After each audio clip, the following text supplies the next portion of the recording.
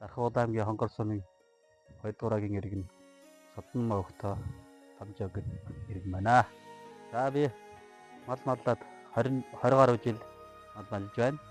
20 онд сумын аварга малчин, 22 онд хөдөө аж ахуйн яамны шилдэг малчин, 23 онд аймгийн сайн малчин, 24 онд алтан төлийн ажин, 23 оныхаа татвараар би шилдэг татвар төлөгч гэдэг шагнал тус аваад байна.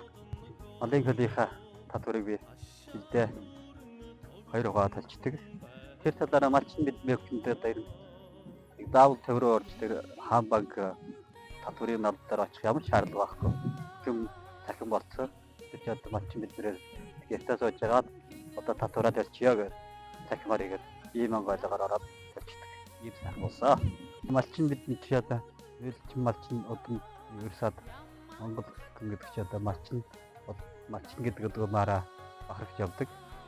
Нийтлэгчин баяртай Монгол малчин бид одоо мал малдаж энэ сайхан цэвраагаар энэ сайхан гаднуудтай мадаа хариулаад өөжөө таавн стрессгүй сайхан мадаа малдаад явж байгаа.